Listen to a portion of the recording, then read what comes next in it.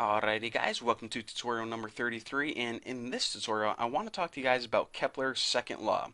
So in Kepler's second law, he pretty much is saying that a line joining a planet and the sun sweeps out equal areas during equal intervals of time. Easy enough? Okay, ready to move on to the next video now. I'm just kidding. I know that whenever you read this law in a textbook or on the internet, it's really hard to visualize. So let me go ahead and try to make an example that is a lot easier to understand. So we already know from Kepler's first law that planets orbit the sun in an ellipse. Now ellipse is basically like a potato shape, and let me go ahead and draw the sun at one of these points. So the sun, let me actually make it yellow because you know the sun. Okay, right here. So here is the sun right here. It's a pretty good, actually I can't even lie. That sun looks terrible, but you know, it gets the point across. So during 1 year, we'll say it's the Earth, the planet Earth makes one revolution around the sun in this direction. So it is at all of these points on the white line during a year.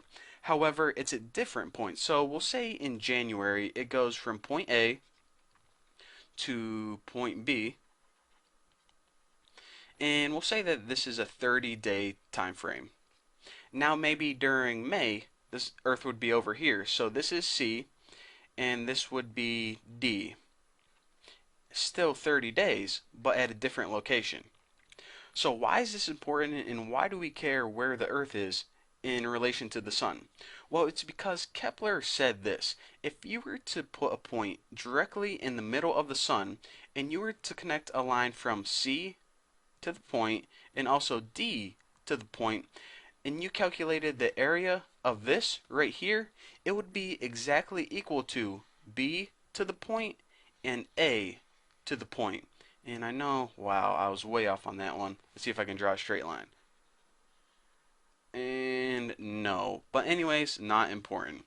So this thing that looks like a pizza is, they say pizza? Pizza is actually area that Kepler said was exactly equal during any period of time. So even though the distance from A to B is different than C to D, now aside from the distance, the speed of Earth between C and D, in A and B, it's going at different speeds.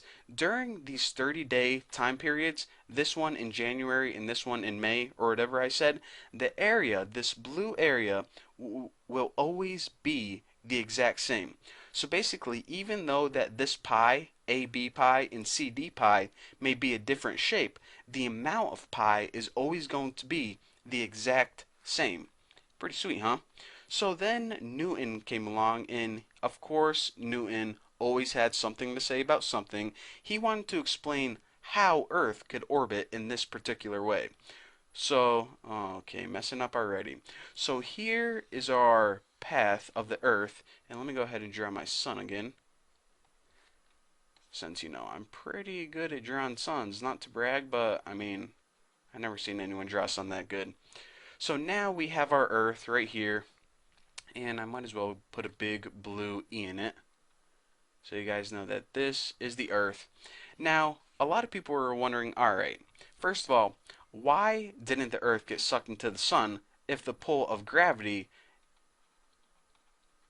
is always pulling on the Earth? And why is this able to orbit in, you know, not a perfect circle? Because it might make more sense if the Earth orbited in a perfect circle with relation to the sun.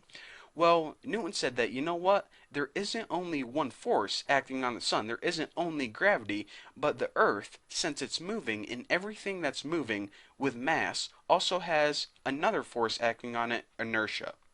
Now, inertia, remember, pretty much says that things are going to keep moving in the direction that they came.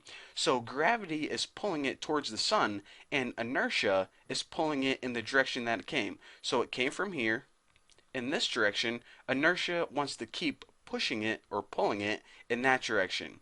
So whenever you add these two forces of gravity and inertia, that's what causes it to pretty much average out and move in this direction right here. Now, no matter where the Earth is in relation to the sun, whenever these two forces are combined, whenever you take the average of that, that's how you get this kind of elliptical shape right here, which whenever you add the force of gravity and the force of inertia, it calculated to perfectly make this elliptical shape. So that is how Newton basically verified Kepler's second law. So just remember, Kepler said that in his very first law that the pieces of the pie are always going to be the same size or have the same amount of area in a given time frame. And Newton says that when gravity and inertia, these two forces that are acting on the Earth, are combined, it's going to cause this elliptical shape around the sun, verifying what Kepler said in his first two laws.